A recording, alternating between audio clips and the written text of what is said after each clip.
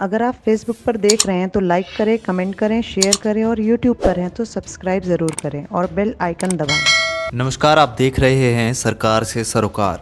सरकार से सरोकार में आपको दिन भर की चर्चाओं के साथ आपके विधायक विधानसभा सत्र, सदन और सरकार के बारे में परिचित करवाते हैं। आज हमारा मुद्दा विपक्षियों के लिए एक खासा वजह बना हुआ है।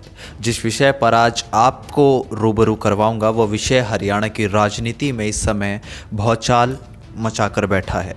हम बात कर रहे हैं हरियाणा के किसानों की। हरियाणा में किसानों का विरोध जोरों पर है।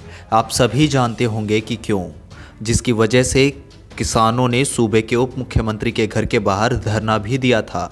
सिरसा में हुए आंदोलन में किसानों के मन में एक ज्वाला का काम किया। क्या आप जानते हैं कि किसानों के लिए हरियाणा की सरकार इस साल बहुत सी सौगातें लेकर आई है। हो सकता है कि खट्टर सरकार सूबे के मुखिया ने खुद की गद्दी और खुद की राजनीतिक दबदबी बनाने के लिए ये सौगातें जनता को दी हों। बहरहाल जो भी हो, पर सरकार ने किसानों को कुछ तो दिया है।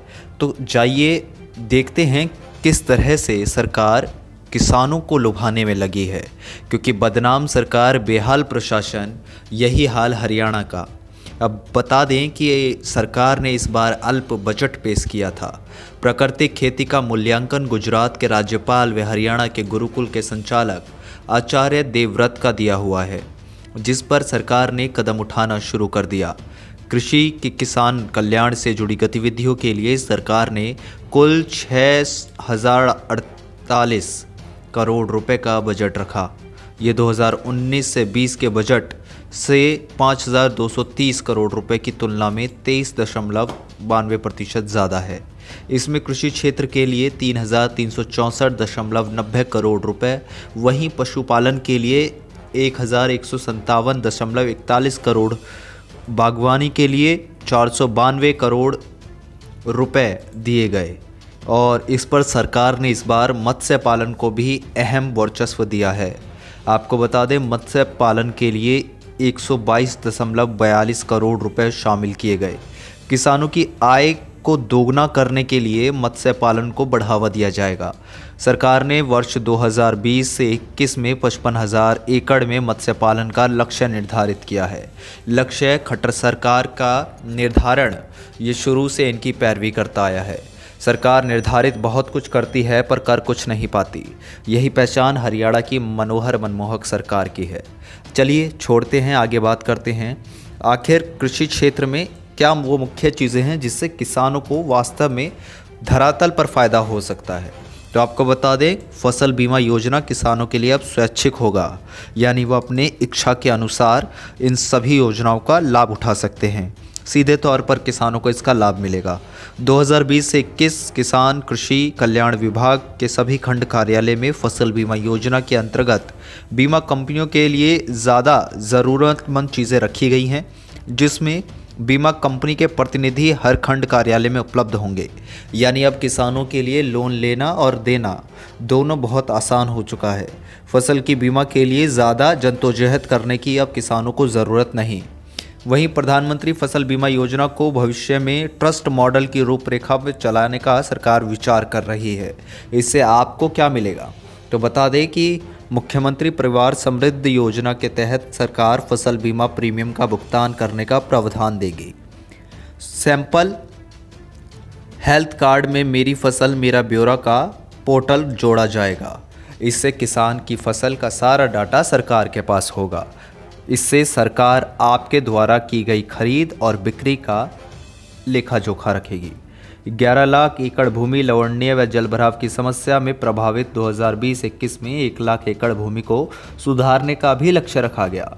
चलिए, ये बहुत अच्छा है कि सरकार इन चीज़ों पर भी थोड़ा ध्यान दे रही है और उनकी नज़र इन छोटे बेशक मुद्दों पर भी जाती है। अब बात करेंगे गोदामों की।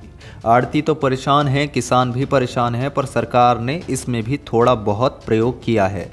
अगले महीने अल्प बजट प्राकृतिक खेती पर राज्य स्तरीय कार्यालय होगी। गोदामों में चोरी रोकने के लिए भंडार गृह निगम, हैफेड, खाद्य आपूर्ति विभाग के सभी गोदामों में सीसीटीवी कैमरे लगवाए जाएंगे। इस वर्ष 52 गोदामों में कैमरे लगवा दिए गए हैं। फसल विविधीकरण को अपनाने वाले किसान मास्टर ट्रेनर के रूप में चयनित किए जाएंगे। एक किसान दूसरे किसान की कृषि उपकरणों जैसे ट्रैक्टर, रोटवेटर, कंबाइनर, हार्वेस्टर इत्यादि का उपयोग कर सकेंगे। इसके लिए किसान कल्याण प्राधिकरण एक मोबाइल ऐप बनाया जाएगा। डिजिटल किसान, digital Bharat, digital Modi, digital प्रचार और हरियाणा के मुख्यमंत्री का डिजिटल कार्यकलाप, ये तमाम चीज़ें डिजिटल हो रही हैं, पर किसानों की समस्याएं शायद डिजिटल नहीं हो पाई हैं। शायद तभी आज भी मेरा ब्यौरा मेरा फसल पर अपना पंजीकरण करवाने के बाद किसानों को उनकी समस्याओं से निजात नहीं मिल पा रहा, उनको उनकी फसल के दाम नहीं मिल पा रहे। वहीं आपको बता दें, सरकार इस बार किसानों को खुश करने के लिए सभी सीमांत किसानों को मशीनों व कृषि यंत्रों का अनुदान भी देगी, वो भी बिना लॉटरी के। खबर व्यवसाय से जुड़े लोगों के लिए भी राहत की ही है। छोटे कृषि उपकरणों के निर्माताओं की भी सब्सिडी मिलेगी। Pack house, grading, packing, pre cooling, ripening, chamber, मधुमक्खी पालन, शहद संस्करण, ट्यूबर कल्चर, झींगा एवं मत्स्य पालन, मुर्गी पालन, सुअर पालन, बल्क दूध, शीत ग्रहण एवं एफपीओ द्वारा स्थापित 20 किलोवाट लोड तक के कोल्ड स्टोर को 2.75 रुपये के यूनिट से सस्ती बिजली मिलेगी। यानी अब बिजली की मार और लगातार बिजली कटौती की समस्याओं पर भी सरकार ने नज़र फेरा है। बात करें वर्ष 2022 तक सरकार 1000 और नए किसान उत्पादक संगठन बनाए जाएंगे। किसान उत्पादक संगठनों को प्रसंस्करण इकाई स्थापित करने के लिए आर्थिक सहायता दी जाएगी। यानी सीधे तौर पर बोले तो कुछ ऐसे संगठन जो या तो किसानों के खिलाफ होंगे या किसानों के साथ, जिसके लिए सरकार को उनकी तरफ से आर्थिक सहयोग मिलेगा। अब देखना होगा किसानों का रोष क्या सरकार की सौगातों के आगे झुकता है या किसान अपनी मांग और अपने अधिकारों के लिए लड़ेंगे। आज किसान से जुड़े मुद्दों पर हमने बात की। सरकार से सरोकार में सरकार के हर मंत्रालय, हर वर्ग, हर समूह और हर विधायक की बात आपको बताएंगे। देखते रहिए सरकार से सरोकार। अगर आप फेसबुक पर देख रहे हैं तो लाइक करें, कमेंट करें, शेयर करें और यूट्यूब पर हैं तो सब्सक्राइब ज़रूर करें और बेल आइकन दबाएं।